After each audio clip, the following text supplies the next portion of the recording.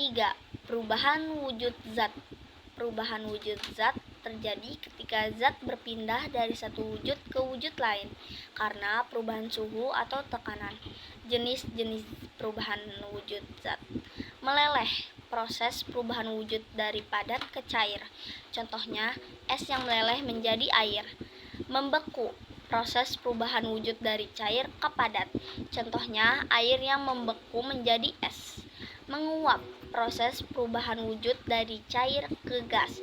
Contohnya, air yang mendidih dan berubah menjadi uap.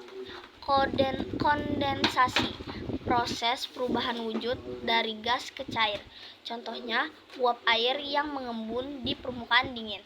Sublimasi, proses perubahan langsung dari padat ke gas tanpa melewati wujud cair. Contohnya, es kering. CO2 padat yang menguap tanpa mencair. Deposisi, proses perubahan langsung dari gas ke padat. Contohnya, pembentukan salju dari uap air di udara. Contoh perubahan wujud zat. Meleleh, es batu meleleh menjadi air pada suhu 0 derajat Celcius. Membeku, air membeku menjadi es pada suhu 0 derajat Celcius. Mengembun, uap air mengembun di permukaan kaca dingin. 4. Perubahan fisika dan kimia. Perubahan fisika adalah perubahan yang tidak menghasilkan zat. Menguji teori atau hipotesis yang kita miliki. Mempelajari keterampilan praktis.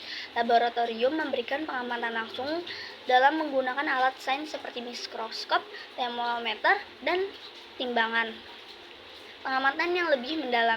Di sini siswa dapat melakukan pengamatan terhadap fenomena alam yang sulit dilihat tanpa bantuan alat. Contoh, di laboratorium IPA, kita bisa melakukan percobaan untuk mengamati perubahan warna saat larutan asam dicampur dengan larutan basah, atau mengamati perbedaan antara sel tumbuhan dan sel hewan menggunakan mikroskop.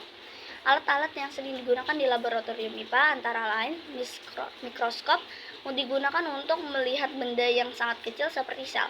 Bejana ukur digunakan untuk mengukur volume cairan. Termometer digunakan untuk mengukur suhu. Keamanan di laboratorium. Penggunaan alat pelindung diri APD seperti kacamata pelindung, sarung tangan, dan jas laboratorium sangat penting untuk menghindari kecelakaan saat melakukan percobaan yang melibatkan bahan kimia.